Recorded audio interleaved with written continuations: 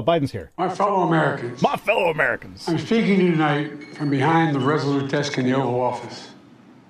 In this sacred space, I'm surrounded by portraits of extraordinary American presidents. Thomas Jefferson wrote the immortal words that guide this nation. George Washington, who showed us presidents are not kings. Abraham Lincoln, who implored us to reject malice. Franklin Roosevelt, who inspired us to reject fear. I revere this office, but I love my country more. It's been the honor of my life to serve as your president. But in the defense of democracy, which is at stake, I think it's more important than any title. I draw strength and I find joy in working for the American people.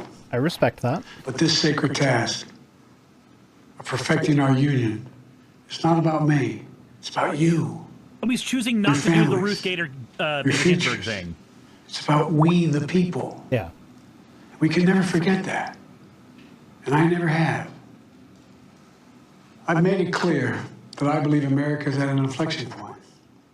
One of those rare moments in history when the decisions we make now will determine our fate of our nation and the world for decades to come. America's going to have to choose between moving forward or backward, between hope and hate, between unity and division. We have to decide, do we still believe in honesty, decency, respect, freedom, justice, and democracy? In this moment, we can see those we disagree with not as enemies, but as fellow Americans. Can we do that? Does character in public life still matter? I believe I know the answer to these questions. No, it doesn't. Because I know you, the American people. And I know this. We are a great nation because we are good people. When you elected me to this office, I promised to always level with you, to tell you the truth. And the truth, the sacred cause of this country is larger than any one of us. And those of us who cherish that cause, cherish it so much, a cause of American democracy itself, must unite to protect it. You know, in recent weeks, it's become clear to me that I need to unite my party in this critical endeavor. I believe my record as president, my leadership in the world, my vision for America's future, all merited a second term. But nothing can come in the way of saving our democracy. That includes personal ambition. So I've decided the best way forward is to pass the torch to a new generation. That's the best way to unite our nation. You know, there is a time and a place for long years of experience in public life.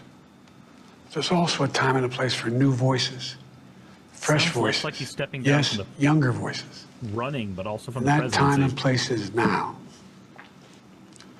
Over the next 6 months, I'll be focused on doing my job as president. Nope. That means I'll continue to lower costs for hardworking families, grow our economy. I'll keep defending our personal freedoms and our civil rights, from the right to vote to the right to choose. I'll keep calling out hate and extremism. Make it clear there is no place in America for political violence or any violence ever, period. I'm going to keep speaking out to protect our kids from gun violence, our planet from climate crisis that is the existential threat. And I will keep fighting for my cancer moonshot so we can end cancer as we know it, because we can do it. I'm going to call for Supreme Court reform. Yes. Because this is critical to our democracy. Supreme Court reform. Thank God he's doing that now instead of holding it as a dangling bell for the next run. To ensure America remains strong, secure, and the leader of the free world. I mean, depends what the reform is. I'm the first president in this century to report to the American people that the United States is not at war anywhere in the world. We'll keep rallying a coalition of proud nations to stop Putin from taking over Ukraine and doing more damage. We'll keep NATO stronger, and I'll make it more powerful and more united than any time in all of our history. I'll keep doing the same for our allies in the Pacific You know, when I came to office, the conventional wisdom was that China would inevitably surpass the United States. That's not the case anymore.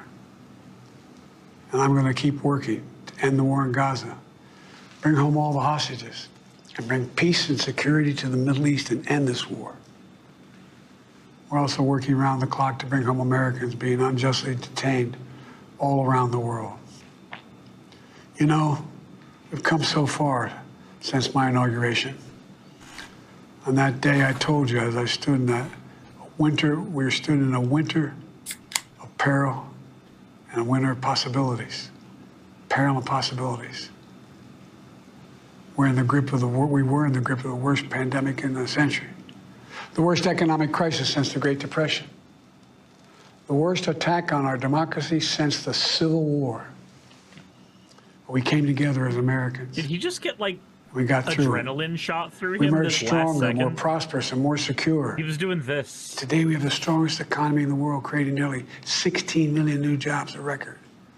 Wages are up. Inflation continues to come down. The racial wealth gap is the lowest it's been in 20 years. We're literally rebuilding our entire nation, urban, suburban, rural, and tribal communities. Manufacturing has come back to America. We're leading the world again in chips and science and innovation. We finally beat Big Pharma after all these years to lower the cost of prescription drugs for seniors. We definitely And I'm going to keep fighting to make sure we lower the cost for everyone, not just seniors. More people have health care today in America than ever before. And I signed one of the most significant laws helping millions of veterans and their families who are exposed to toxic materials. You know, most significant climate law ever in the history of the world. The first major gun safety law in 30 years. Today, the violent crime rate is at a 50-year low. We're also securing our border. Border crossings are lower today than when the previous administration left office. I've kept my commitment to appoint the first black woman to the Supreme Court of the United States of America. I also kept my commitment to have an administration that looks like America and be a president for all Americans. That's what I've done. I ran for president 4 years ago because I believed and still do that the soul of America was at stake. The very nature of who we are was at stake. And that's still the case. America's an idea. An idea stronger than any army, bigger than any ocean, more powerful than any dictator or tyrant. It's the most powerful idea in the history of the world. That idea is that we hold these truths to be self-evident. We're all created equal, endowed by our Creator with certain inalienable rights: life, liberty, pursuit of happiness. We've never fully lived up to it, to this sacred idea, but we've never walked away from it either. And I do not believe the American people will walk away from it now. In just a few months, the American people will choose the course of America's future. I made my choice. I've made my views known. I would like to thank our great Vice President, Kamala Harris. She's experienced, she's tough, she's capable. She's been an incredible partner to me and a leader for our country. Now the choice is up to you, the American people. When you make that choice, remember the words of Benjamin Franklin hanging on my wall here in the Oval Office. Oh, is that the Oval Office? Alongside the busts of Dr. King and Rosa Parks and Cesar Chavez. When Ben Franklin was asked, as he emerged from the convention going on, whether the founders have given America a monarchy or republic, Franklin's response was a republic, if you can keep it. Yeah, we know that's true. A republic, if you can keep it. Whether we keep our republic is now in your hands. My fellow Americans, it's been the privilege of my life to serve this nation for over 50 years. Nowhere else on earth could a kid with a stutter, from modest beginnings in Scranton, Pennsylvania, and Claymont, Delaware, one day sit behind the resolute desk in the Oval Office as President of the United States. But here I am. That's what's so special about America. We're a nation of promise and possibilities. of dreamers and Okay, doers. so now we're at the platitudes Of part. ordinary Americans doing Are we good if we turn extraordinary it off now? things. I've given my heart and my soul to our Let's nation, see where like he so goes many with it. others. I've been blessed a million times in return with the love and support of the American people. I hope you have some idea how grateful I am to all of you. The great thing about America is here, kings and dictators do not rule, the people do. History is in your hands. The power is in your hands. The idea of America lies in your hands. We just have to keep faith, keep the faith, and remember who we are. We're the United States of America, and there's simply nothing beyond our capacity when we do it together. So let's act together, preserve our democracy. God bless you all. May God protect our troops. Thank you. Okay. Okay, that was it. I mean, I guess the platitude stuff was bound to happen Yeah. eventually, but So nothing entirely There's groundbreaking there. nothing new was said there. We already knew that he was stepping down because he did so in the written address. We already knew that. Some vagaries about the next generation passing the torch. We got to hear really loud swallowing a lot. We did. That was it was you can tell that, like, in terms of public speaking bravado, he's certainly past his point where he's going to be doing that. Like, I mean, he's past that point. He's getting close to 20 years past retirement age. Yeah. So like I was posting to Twitter about how happy I am that he's stepping aside and going with the younger candidate or whatever, and then I like oh, she's like 59. The fact that we're looking at she's 4 years past the federal retirement age. Oh yeah, I don't know. I just Googled what is retirement age in the U.S. and it said 66. Retirement age in the United States was 65, is now 66 for the private sector.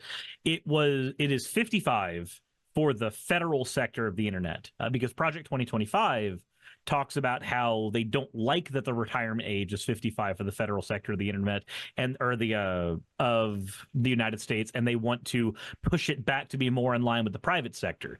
The section that I just got done reading is all about cutting federal employees' wages down, cutting their benefits down, and upping up their retirement days. Calm down, Van Briggs.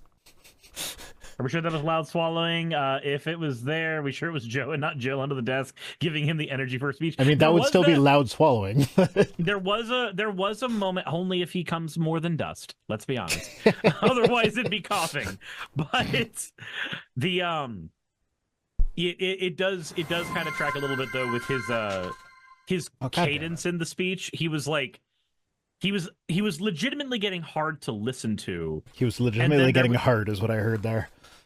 He was legitimately getting hard to listen to, and then like he piked up and suddenly became articulate again. It was the post-nut clarity. It was the post-nut clarity.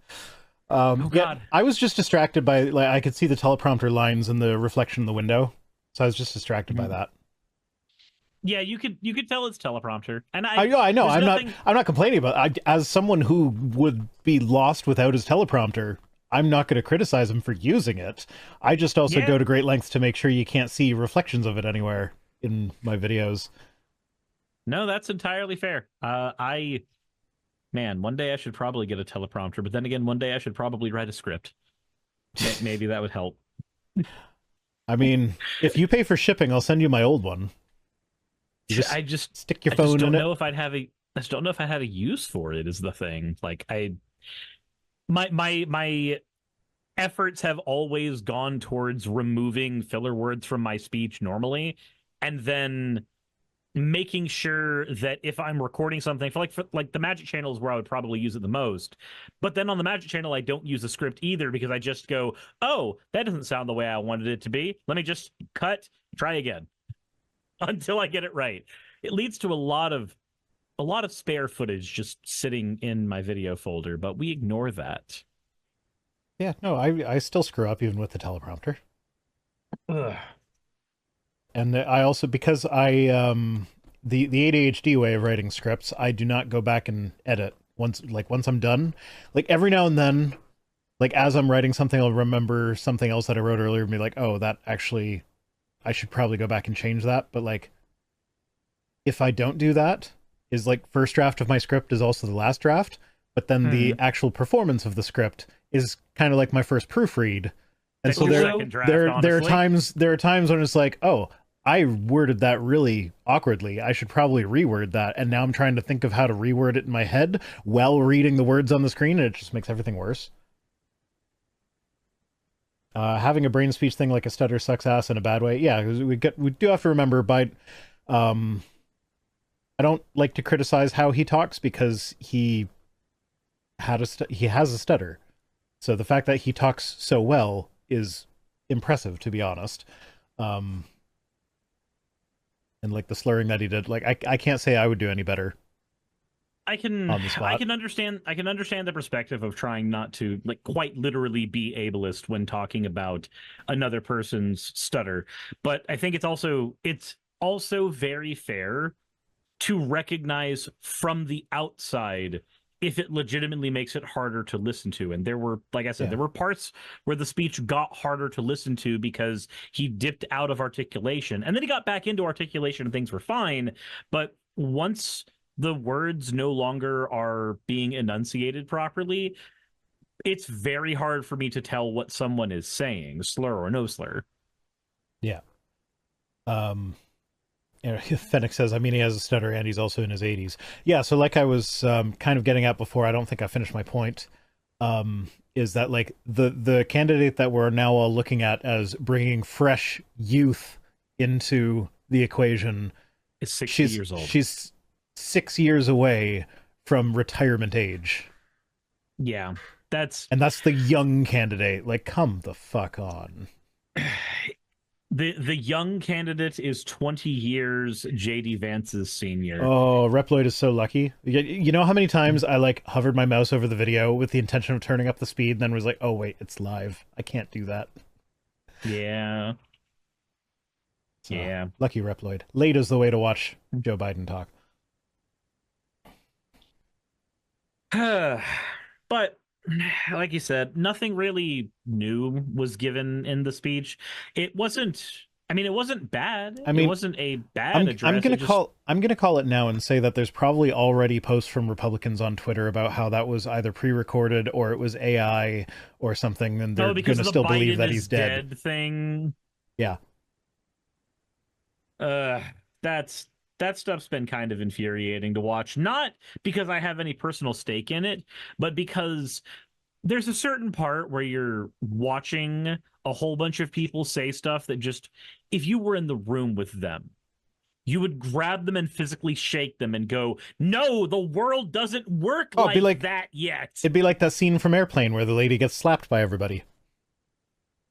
Yeah, it's just, God, I forget what that, there's another movie where like there's a dude sitting in it's a kid's birthday party, and everybody who's going up to him is just like, Alan, what are you doing? Every single time one of them comes up to speak to him, they just kind of get smacked down. It's a lot of that.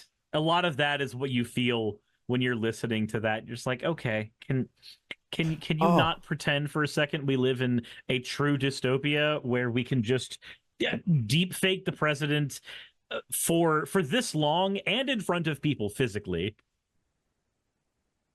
Yeah. Zudman says, why do you think they do it safely from behind their screens? You know, I'll say this right now, and maybe there's some personal reasons behind me saying this, but there's a certain type of person on the internet that's very loud and vocal from behind their screen or behind an avatar or behind anything at all. And when it comes time to do the actual work of going out and changing the world in any meaningful way, they will not and cannot do that. They refuse to. I feel like I know who you're talking about. They like feeling useful instead of actually being useful. And so for that person, man, it sure is funny. Is that the person that made an entire video about you and spent 95% of it complaining about your appearance or how many views you get, and I like haven't watched only the video, 5% so I on have no actual idea. substance. Yeah, well, I did watch the video. You were just reading the comments because you're more of a masochist than you let on. It's like, honestly, compared to the comments, the video wasn't that bad. I needed something to do while I was waiting for my magic video to export, let's be honest. But no, it's not just one person. There's a group of people, a lot of people on the internet who do that. And it's people on the right, it's people on the left. It's people who spend more time criticizing other people and less time working on themselves. And for those people, I feel genuinely sad because I have no idea where they're going to be in 15 or 20 years, what skills they're going to develop in that amount of time, where they're going to be when there's far more interesting people for them to talk about. Jassa. Yep. I know. Sorry to derail, but I guess who I'm covering this Friday. Yep, I know you're covering Powell. I'm not going to give too much away, but he doesn't seem to believe that piles of things can exist. Like when you put multiple things together, it makes one big pile that is bigger than the individual things. He has a big issue with that, and it's fucking hilarious. If Rosina says, who is more matter that Biden dropped out? Makers of Let's Go Brandon merch or makers of Dark Brandon merch? Probably the Let's Go Brandon merch people.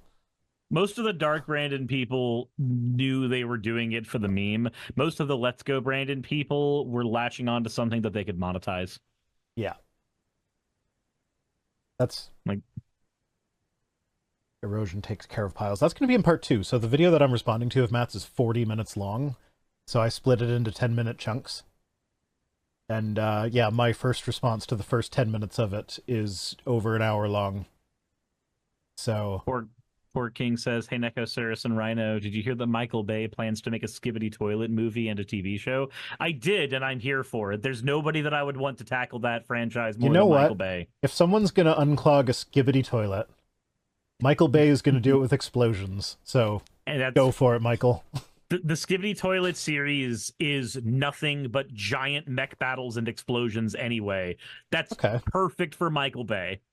I will tell them all of my kids that, and they will either think it's hilarious or give a big groan. No, that's what it is. It's just giant mech battles and explosions. There's no dialogue. There's just a war with multiple factions, and they have giant mechs and they fight. And you can see like the technology of each military advance as they adapt to what the other militaries are doing. That is all Skibbity Toilet is, and it is goddamn wonderful. Anyway, shall we do some news? I mean, I guess we can if we have to. So I apologize in advance. All of the stories are regarding Kamala taking over from Biden in one way or another. God, I fucking love coconut pilling. Let's go. There are different aspects of it. I didn't even check my news inbox today, so if you sent me stories, I'm sorry. I didn't get them. I mean, I got them, but I didn't look at them. You didn't look at them? Same thing. Same result. I mean, if it makes you feel better, there's also at least 2 emails from sponsors that I need to respond to. Okay. And, oh shit, one of them might be, hey, how come you haven't signed the contract yet? So I might have missed out on my July Surfshark money. Whoops. Anyway, on to the news. Biden ends re-election bid upending the White House race. Yeah, I guess we just kind of covered that by watching Biden say it out loud.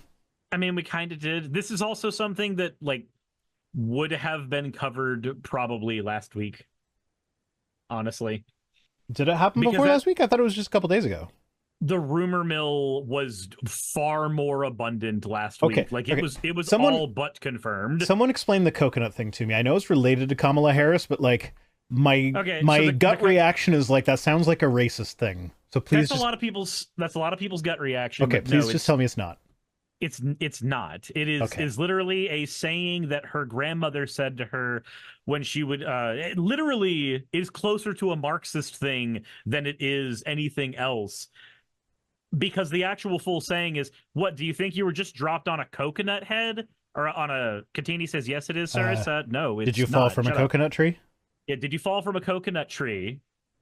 Oh, is that Did like the you rely on society to do stuff around? Yes. Okay, okay. Because the entire Katini says it's a slur again. No, Katini, we're not doing this. We're not doing this when literally Kamala Harris's actual quote, where this comes from, is about her grandmother doing the whole, hey, do you think you fell out of a coconut tree? And you exist within the context of everybody who came before you and everybody who came afterwards. Like, no, a part of words is the intent behind them. A huge part of words is the intent behind them. If I call somebody an idiot, it doesn't mean that I am trying to say that they are the specific medical term idiot that we use as per the DSM-3. I'm calling them stupid. That's what I'm doing. Wait, idiot is a medical term in the DSM-3? Idiot was a medical term. It was a term that was used.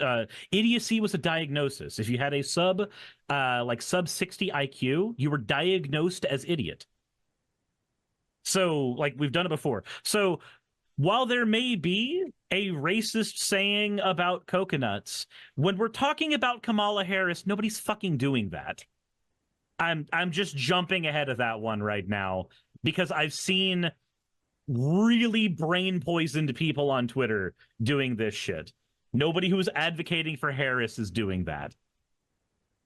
Okay. I'm just going to stay away from that one then. Because I don't care enough about a funny saying to worry about whether or not it's actually... Anyway, so President Biden endorsed his... or ended his re-election campaign and endorsed Kamala Harris to succeed him as the Democratic candidate. Naram Daput said, I don't know what's wrong with you young people. You think you just fell out of a coconut tree? You exist in the context of all in which you live and what came before you. Thank you. There's the actual quote from Kamala Harris that started this whole fucking thing. I hate the internet, and I hate everybody on the internet. Makes sense. I hate a lot of the internet, too. But I also love a lot of it, because like my kids are at an age now where like if I see a meme that they haven't seen, I now get to make fun of them for being boomers. Like apparently my oldest only found out about the Huactua girl like yesterday. Okay. I forget what it was. I made some joke about it at dinner time. It was a PG joke. I know that is not a PG meme, but I fully expected this high school teenager to at least be aware of it. Mm-hmm. But yeah, so it's fun that I get to like hold that over their head that like, no, I'm more terminally online than you are. Oh, Naramdaputs doesn't know about the Hawk-Tua girl. Tua is spelled Tuah. It's more like Hawk-Tua. Yeah, that's the one. Okay, as per Katini's thing, yes, there is actually a specific term that is used as a racially derogatory term, coconut. If we're going to use that to be our argument for never using that word, then I guess I can't have a certain kind of milk in my drink anymore. We're not doing this. That's where we seem to be on the internet right now. Yeah, okay. I can this is what I mean. Like I could see it going either way.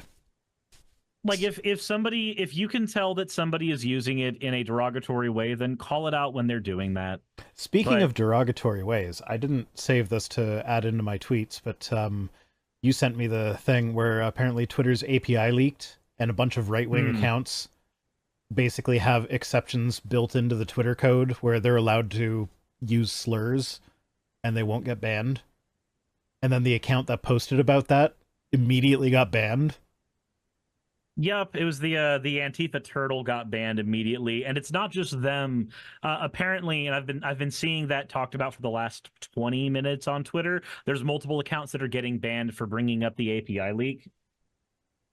It just depends on how they bring it up. It seems that if you talk about the API link with enough like points of distance from the original post, you're fine, like a quote tweet of a quote tweets type stuff. But past that,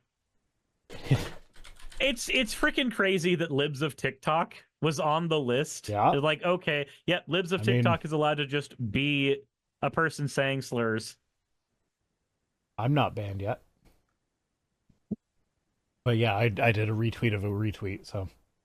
The two people that got hit though were gimmick accounts, and gimmick accounts always have a lot of traction on Twitter because they appeal to a lot of people. And Deepa Turtle did the technically not a gimmick account, but still a very obvious, like you can hear the account and know what it means. Yeah. Yeah. Yeah. Dark Vendega says it's funny how Musk is determined to shut down any information about it. Yeah, it is kind of hilarious. I am not gonna lie. Yeah, it's very it's very leopards ate my face. Oh yeah, I'm a free speech absolutist. Oh no, the people on my platform are doing a free speech and it paints me in a negative light. Mm-hmm. But he's look, this is the same guy that went on with Jordan Peterson and said the woke mob killed my kid. Right. Yes. I have zero respect for the person. He's just an idiot. Yeah. No, it's one of the reasons so I'm trading in my van finally for an actual electric vehicle, and Tesla was not even on my list of brands I would consider.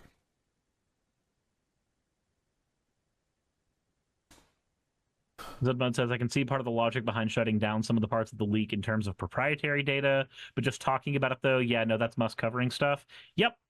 No, that's exactly what it is. It's nutty. There's all kinds of there's all kinds of this stuff, and it's only going to get worse. Like, as the AI learning algorithms get more complex, there's going to be zero skill involved in doing this kind of stuff from a coding perspective. There's going to be zero skill involved from deep faking anything to look like this kind of stuff. Like, it's like, I already like that's the main thing that I use large language models for, is writing auto hotkey scripts for me. It's really good at that, and sometimes I'll have it like rework my own code to be more efficient because I'm a shit coder. There's a reason I dropped out of college. Yeah, you're familiar with dead internet theory, right? Yeah, that it's mostly just bots talking to each other. That it's going in that direction. Yeah. So I looked at the history of dead internet theory a little bit. It turns out it actually began effectively on a Chan board as something that was more of a joke than anything. Like, this was very tinfoil hatty, no evidence behind it. And then AI learning algorithms started getting complex. Yep. I mean, we can still derail some of them by asking them to give us a lemon cake recipe, but some of them it doesn't work with. There was a Saturday morning breakfast cereal cartoon where he it was a guy dressed in camouflage, and the camouflage was not like trees and stuff, it was just dicks. And so the punchline was like, okay, well, this is how we fight it back against our AI overlords. They're all descended from the large language models that we put a lot of work into making sure that they would never even look at a penis, or like they would never do anything that we considered to be obscene. So this is the only way to hide from them, is to be wearing penises. Oh, someone's talking about Cybertruck. I saw Cybertruck in the wild today. I didn't tell you about that. Oh. Yeah, no. It was very dumb looking, and very obviously it was just a branding truck for some green products company or whatever. Did you see the advertisement for the Cybertruck in Fortnite, how they specifically decided to market it? I did not know. It is the most...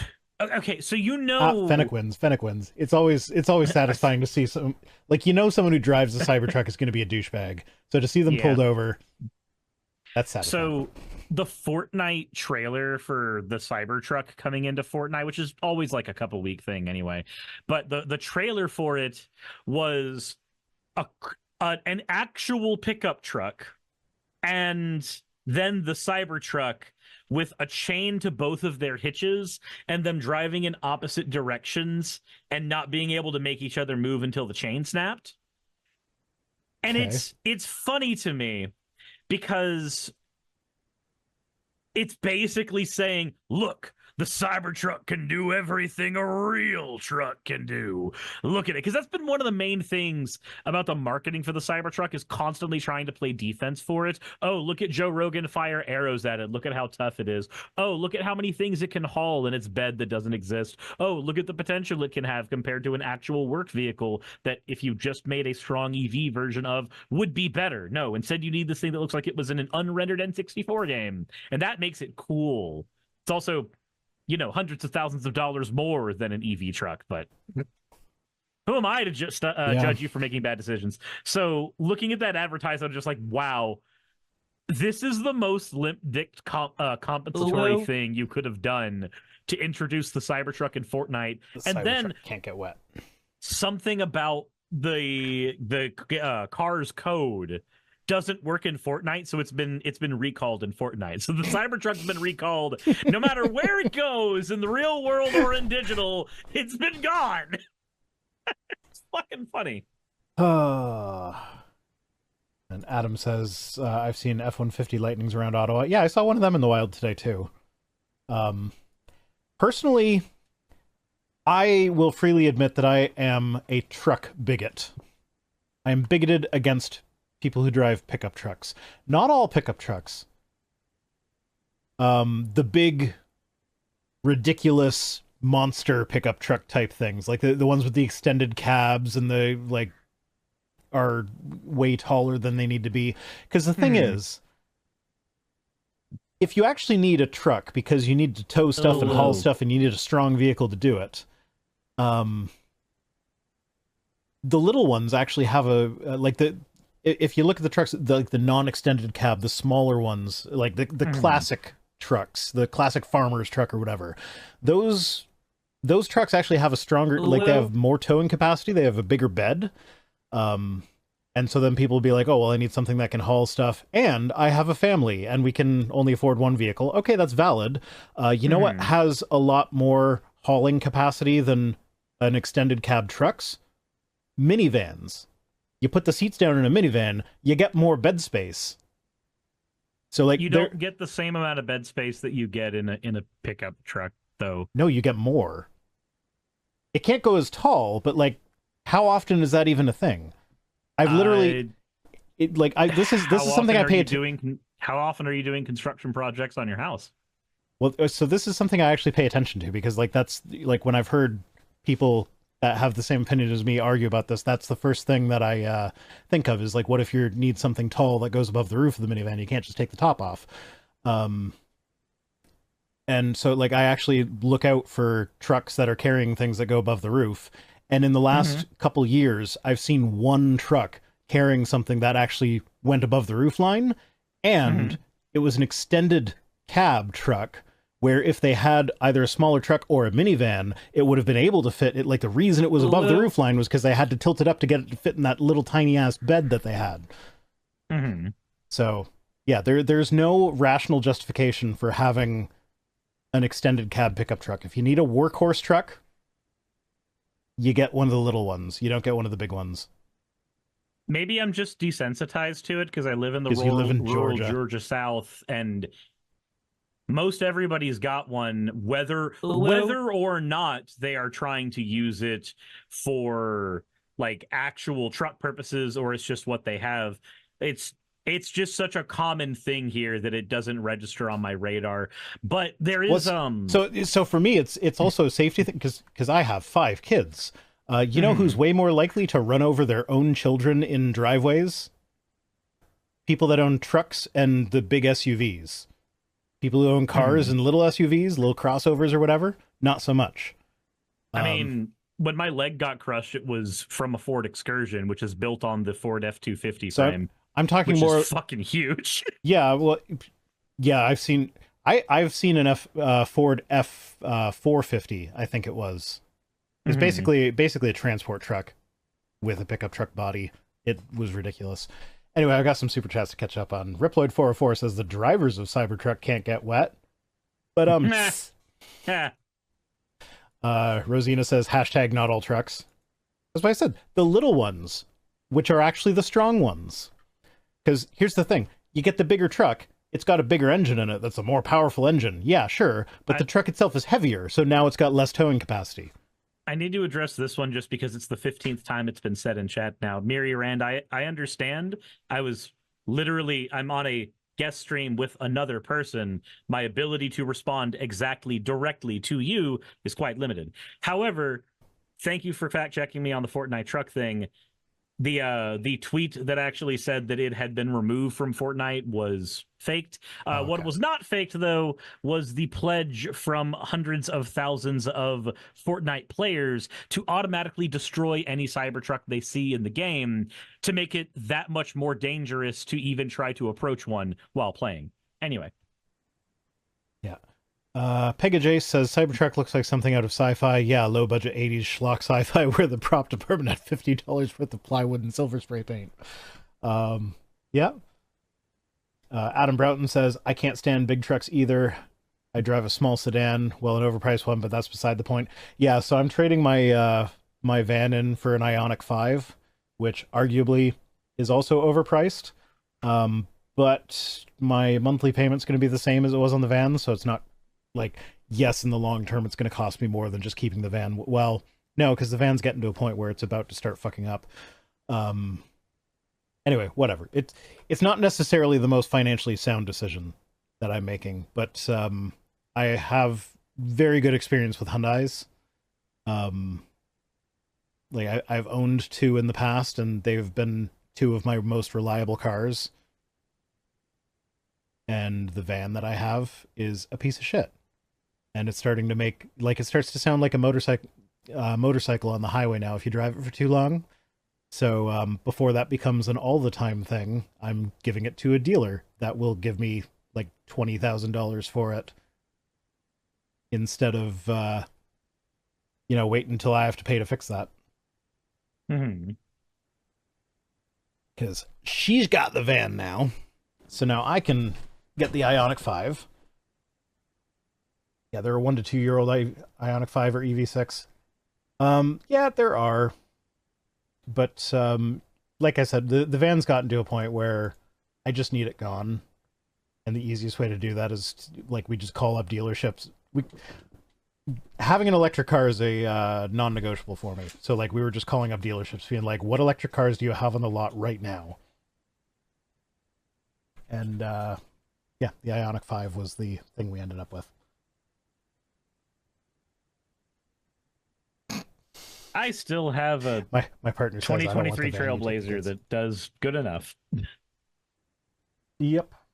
Anyway, back to this news item that we've been covering for the last 25 minutes in theory. Unfortunately, it's been old news this whole time. Yeah. But we're going to keep all of the meandering stuff in the final edit. No. Yeah, we edit differently, Suris. Remember, all my meandering goes in its own separate video.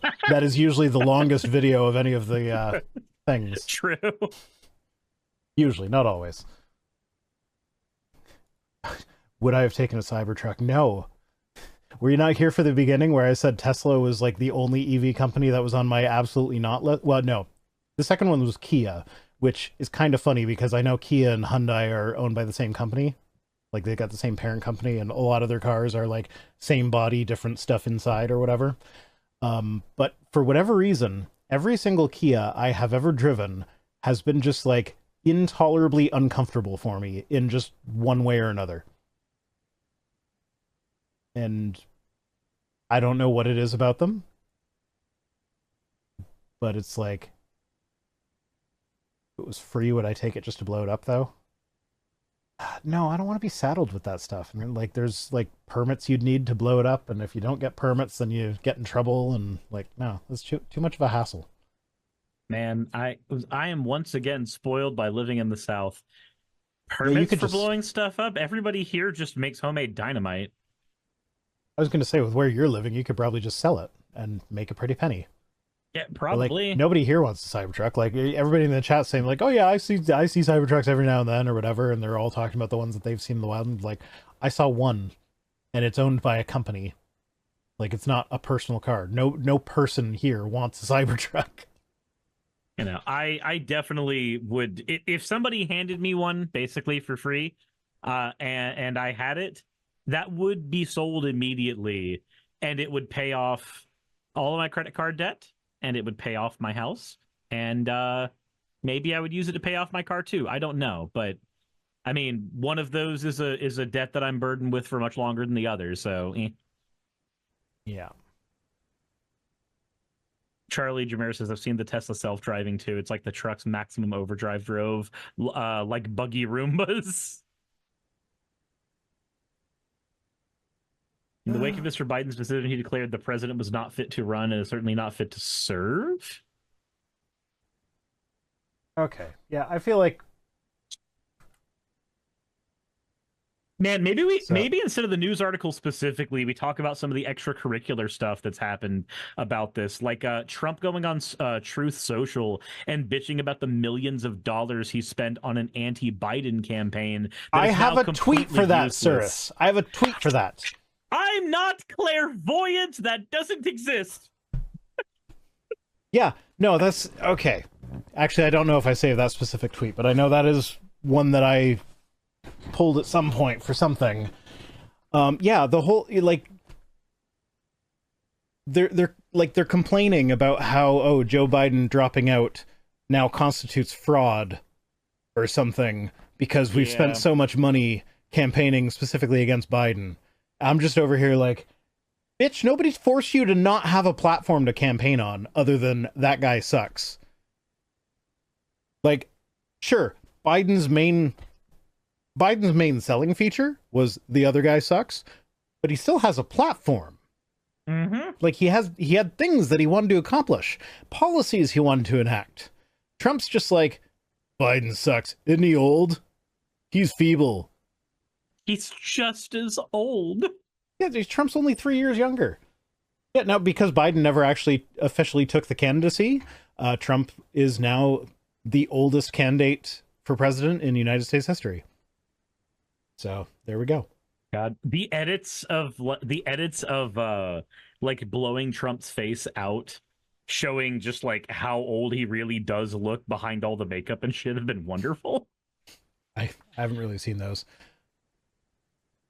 It said humans need to redacted, then redacted with a pine tree. I don't know what you mean, Sunbremis, but did you know that pine trees are eukaryotic? I'm just referencing an old Hovind versus RN Raw debate. That's all. The elephant thing? Pine trees and elephants? Pine trees and elephants. Yeah. Fennec says, I want to see. What do you want to see, Fennec? Oh, the Trump makeupified? I don't want to see that. The Trump without makeup is about a centimeter smaller. Hey, just wanted to give a quick thank you to all of my wonderful patrons who help keep me afloat and help keep this channel going. YouTube and Twitch are wonderful platforms, but at the end of the day, stability is not one of their strong suits. If you want to support my channel, then obviously Patreon is one of the best ways of doing that. Link is in the description. But I do want to personally thank everybody who has contributed to the channel. Those people would be Red Joker, Purple Poundini, Jemshin, Britzkrieg, Jupe the Malignant, Michael, Ravalern, Mabbity Babbity, Astral Frontier, Autumn and Angel, Nixie Chan, Mark Anthony, Victorian Alchemist, I'm not saying the last part of that, and you know that, Arcton Arclacier, Kiratorian, Dren Hadamata, Jordan M, John L, Lord Bleck, Smiling Game Master, and Fireshard. And everyone else who supports my channel and lets me do what I do full time. This is a dream job of mine that I never believed that I would be able to take full time, and with your help, I've been able to do it. So thank you so very much for that. Thank you for watching the video. I hope you all enjoy, and I hope you all are having a wonderful time. I will see you all in the next one, hopefully.